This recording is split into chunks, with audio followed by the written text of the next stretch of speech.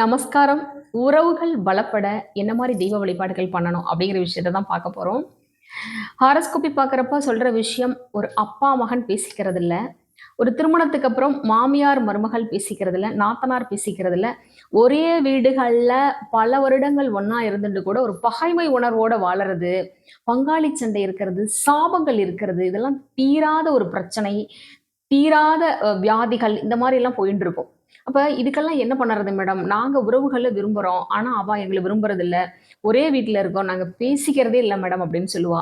இல்ல பார்த்து பல வருஷம் ஆறது நாங்க பேசிக்கிறதே இல்ல மேடம் சொல்லுவா. நெறையா பேரு இது ஒரு கொஸ்டினா கேட்டுட்டு இருக்காங்க. அப்ப இதுக்கு என்ன பண்ணணும் அப்படின்னு வந்து பார்த்தேன்னா, ஃபர்ஸ்ட் ஆஃப் ஆல் உங்க வீட்டு பக்கத்துல எங்க கிருஷ்ணருடைய ஆலயங்கள் இருக்கிறதோ அத பார்க்கணும்.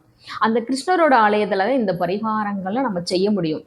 அப்ப அந்த கிருஷ்ணருடைய ஆலயங்கள்ல ஒரு வியாழக்கிழமை அன்னைக்கு ஒரு மஞ்சள் கலர் துணி. ஏன்னா வியாழன் அப்படின்னா குரு, குருனா மஞ்சள்.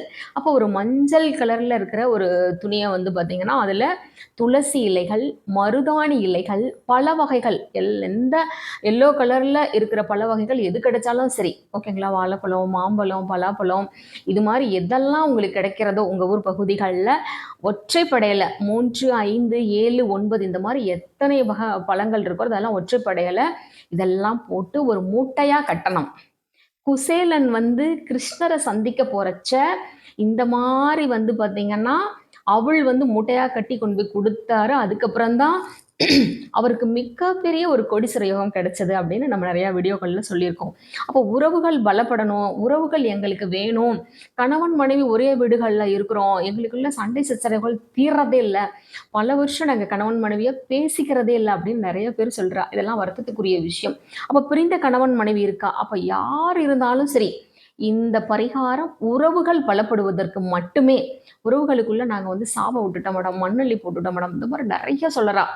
எதுவாக இருந்தாலும் சரி, கிருஷ்ணருடைய ஆலயத்தில் இந்த பொருட்கள்லாம் ஒரு மூட்டையாக கட்டி கிருஷ்ணர்கிட்ட ஒரு சங்கல்பம் பண்ணிக்கணும். சங்கல்பம் பண்ணி வழிபாடு பண்ணிட்டு அந்த மூட்டையை அப்படியே முடிச்சோட வாங்கிட்டு வந்து உங்க பூஜை அறையில பூஜை பண்ணி அதை ஓப்பன் பண்ணி குடும்ப உறுப்பினர்கள் எல்லாம் சாப்பிடலாம்.